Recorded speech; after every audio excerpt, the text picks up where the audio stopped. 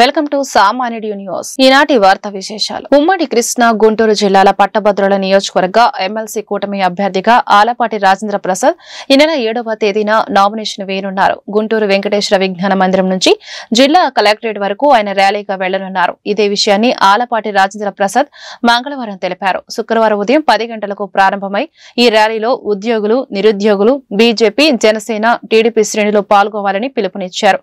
రాష్ట్ర ప్రగతికి శాసన మండలి ద్వారా పనిచేసే అవకాశం కల్పించాలని ఓటర్లకు ఆయన విజ్ఞప్తి చేశారు. నమస్కారం. నేను మీ ఆలపాటి రాజేంద్ర ప్రసాద్ని. ఈ నెల 27వ తారీఖున జరిగే ఉమ్మడి కృష్ణా గుంటూరు జిల్లాల పట్టభద్రుల ఎమ్మెల్సీ అభ్యర్థిగా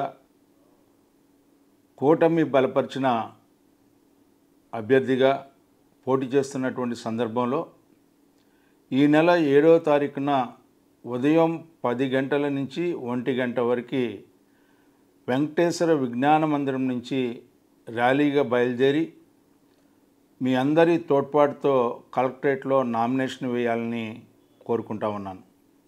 ఈ నామినేషన్ కార్యక్రమానికి ఉద్యోగస్తులు, నిరుద్యోగ యువత, బీజేపీ, జనసేన, తెలుగుదేశం పార్టీ నాయకులు, కార్యకర్తలు అందరూ కూడా మద్దతుగా ఈ కార్యక్రమంలో పాల్గొని విజయవంతం చేయవలసిందిగా కోరుతా ఉన్నాను.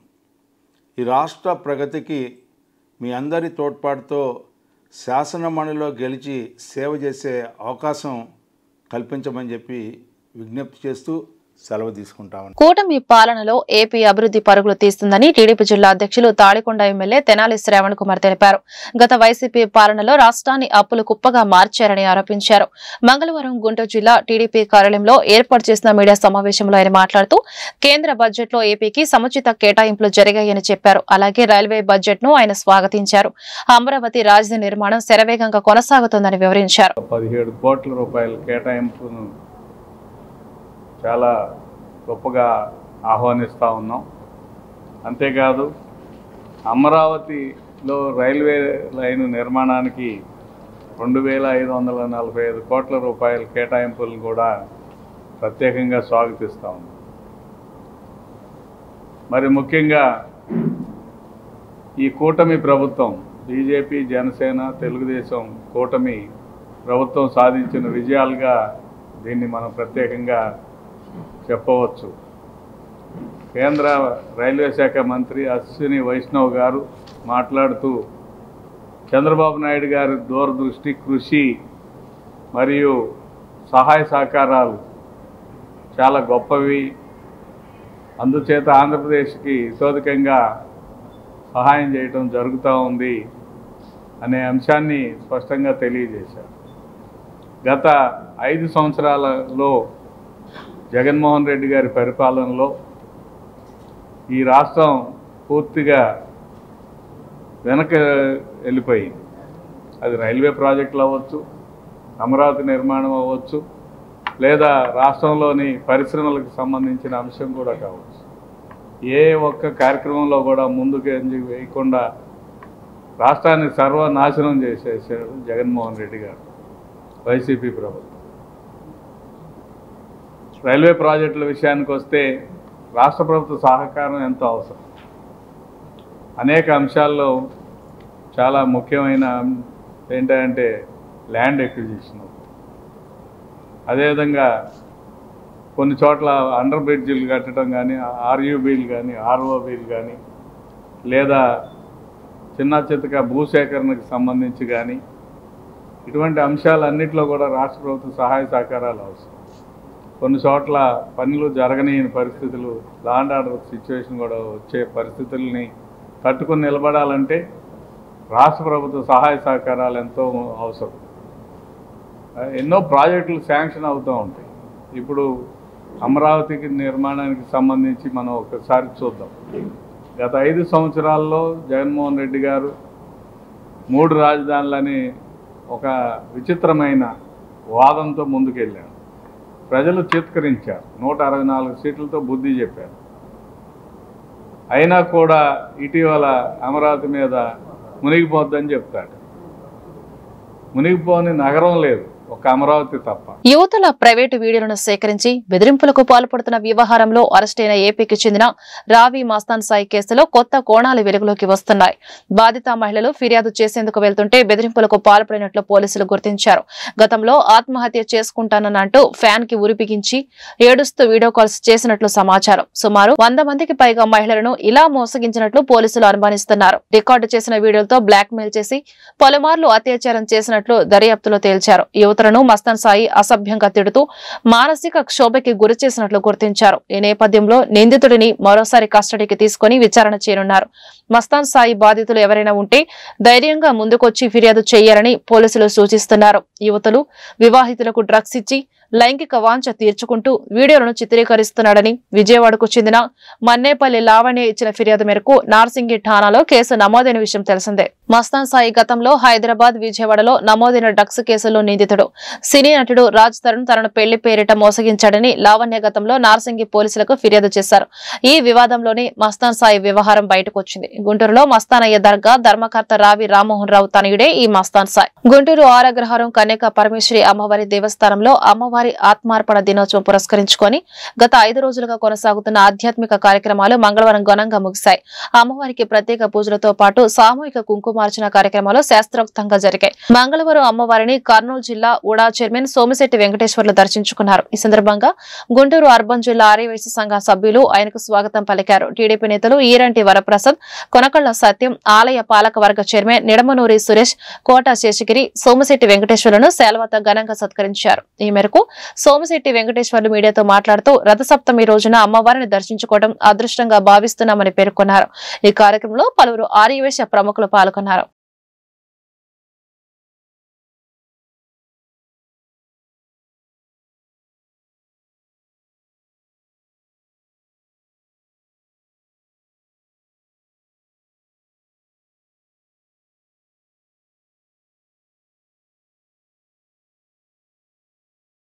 గుంటూరు నగరంలో రథసప్తమి వేడుకలు ఆధ్యాత్మిక పరిమళాల నడుమ అత్యంత వైభవపేతంగా కొనసాగాయి. స్థానిక సంపత్ నగర్ శృంగేరి శారదా మఠంలోని గంగా పార్వతి సమేత రామలింగేశ్వర స్వామి దేవాలయం ఆవరణలోని ఆదిత్య మందిరంలో రథసప్తమి వేడుకలు మంగళవారం ఘనంగా జరిగాయి. ఈ సందర్భంగా సూర్య భగవానికి పంచామృతాలతో అభిషేకం నిర్వహించారు. అలాగే అరుణ పారాయణం శాస్త్రోక్తంగా కొనసాగింది. ఈ కార్యక్రమంలో భక్తులు పెద్ద సంఖ్యలో పాల్గొన్నారు. ఈ మేరకు ఆలయ వేద పండితులు నరసింహ ఆచార్యులు మీడియాతో మాట్లాడుతూ రథసప్తమి ప్రాశస్త్యం గురించి వివరించారు.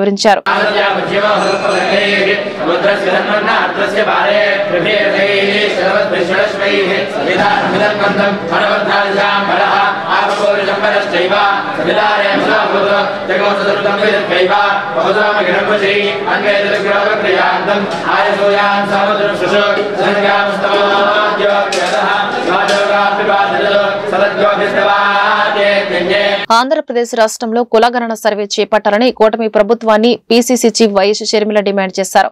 5.5 కోట్ల రాష్ట్ర జనాభాల వెనుకబడిన వర్గాల వారి సంఖ్య ఎంతో తేల్చాలంటూ ఈ సందర్భంగా ప్రభుత్వానికి ఆమె సూచించారు. మంగళవారం విజయవాడలో AP PCC chief YS Sharmila విలేకరులతో మాట్లాడుతూ రాజకీయ, సామాజిక, విద్యా, ఉద్యోగాలలో ఎవరి వాటా వారికి దక్కాల్సి ఉందని అభిప్రాయపడ్డారు. జనాభా ప్రతిపాదికన న్యాయంగా రిజర్వేషన్ల అమలు కావాల్సి ఉందన్నారు. గత వైసీపీ ప్రభుత్వం ఎన్నికల ముందు కులగణన చేపట్టిన బీజేపీ దత్తపుత్రుడు మాజీ ముఖ్యమంత్రి జగన్ ఆ సర్వే వివరాలు తొక్కిపెట్టారని వైఎస్ షర్మిల వ్యంగ్యంగా వ్యాఖ్యానించారు. బీజేపీ డైరెక్షన్ లోనే సర్వే రిపోర్టు బయటకు పొక్కకుండా కుట్ర చేశారంటూ వైఎస్ జగన్ పై ఆమె నిప్పులు చెరిగారు. తిరుమలలో రథసప్తమి వేడుకల వైభవంగా ప్రారంభమయ్యాయి. రథసప్తమి సందర్భంగా మంగళవారం సప్త వాహనాలపై కోనేటి రాయుడు భక్తులకు దర్శనమిచ్చారు. వాహన సేవలను తిలకించేందుకు వచ్చే భక్తులను దృష్టిలో పెట్టుకుని టీటీడీ అధికారులు భారీ ఏర్పాట్లు చేశారు. గ్యాలరీలలో వేచి ఉండే భక్తులు ఇబ్బందులు పడకుండా తిరువీధుల్లోని గ్యాలరీలో జర్మన్ షేడ్లు ఏర్పాటు చేశారు. గ్యాలరీలో నిరంతరాయంగా భక్తులకు అన్న పానీయాల సరఫరాకు ప్రత్యేక ఏర్పాట్లు చేశారు. గ్యాలరీలోకి చేరుకోలేని భక్తులు వాహన సేవలను తిలకించేందుకు తిరుమాడ వీధులకు వెలుపల అధికారులు ఎల్ఈడీ స్క్రీన్లు ఏర్పాటు చేశారు.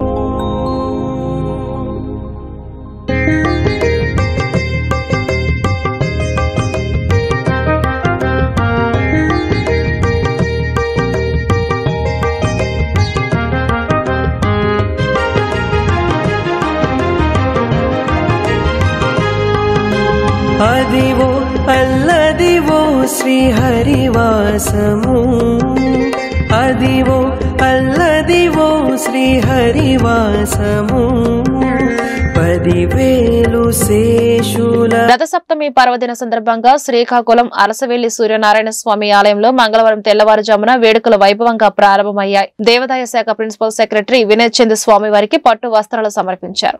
కేంద్ర మంత్రి రామ్మోహన్ నాయుడు స్వామివారి నిజరూప దర్శనం చేసుకున్నారు. కాగా క్షీరాభిషేకం కోసం భక్తులు బారులు తీరారు. మంగళవారం ఉదయం 7 గంటల నుంచి సాయంత్రం 4 గంటల వరకు స్వామివారి నిజరూప దర్శనం భక్తులకు కల్పించనున్నారు. ఆదిత్యుడి దర్శనం కోసం సోమవారం రాత్రి నుంచి ఆలయానికి భక్తులు భారీగా తరలివచ్చారు. దీంతో ఆలయ పరిసరాలు భక్తులతో కిటకిటలాడుతున్నాయి. రాష్ట్ర ప్రభుత్వం, ముఖ్యంగా రాష్ట్ర ముఖ్యమంత్రి వర్యులు చంద్రబాబు నాయుడు గారు దీన్ని స్టేట్ ఫెస్టివల్ గా జరిపించాలని జియో కూడా రిలీజ్ చేయడం జరిగింది. దానికి ప్రత్యేకమైనటువంటి ధన్యవాదాలు మా జిల్లా ప్రజల తరపున ముఖ్యమంత్రి గారికి తెలియజేసుకుంటున్నాం.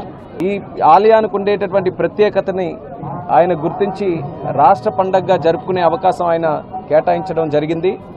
దాన్ని ఒక ముందడుగుగా తీసుకొని ఈసారి జరుగుతున్నటువంటి ఉత్సవాలు 3 రోజు కార్యక్రమాలుగా చేయించి, మరి ఒక పక్కన ఆధ్యాత్మిక కార్యక్రమాలతో, సాంస్కృతిక కార్యక్రమాలతో, ముఖ్యంగా శ్రీకాకుళం జిల్లాలో ఉండేటటువంటి ప్రజలందరూ కూడా ఈ రథసప్తమి కార్యక్రమం ఒక పండగలాగా జరుపుకునే ఆనందమైనటువంటి కార్యక్రమం చేయాలని 3 రోజులు మంచి ప్రోగ్రామ్స్తో వైభవంగా చేయడం జరిగింది. అసలైనటువంటి ఈరోజు రథసప్తమి నాడు కూడా సుమారు 1.5-2 లక్షల మంది భక్తులు రాష్ట్ర నలుమూలల నుంచి, దేశ విదేశాల నుంచి కూడా ఆ పవిత్రమైనటువంటి సూర్యభగవాన్ స్వామి తాలూకా ఆశీస్సులు పొందాలని ఇక్కడికి విచ్చేస్తున్నారు. మరి దానికి కూడా చాలా భారీగా ఏర్పాట్లు చేసుకొని వచ్చేటటువంటి ఏ భక్తుడికైనా సరే ఎక్కడ ఎటువంటి ఇబ్బంది కలగకుండా అన్ని ఏర్పాట్లు కూడా చేశాం.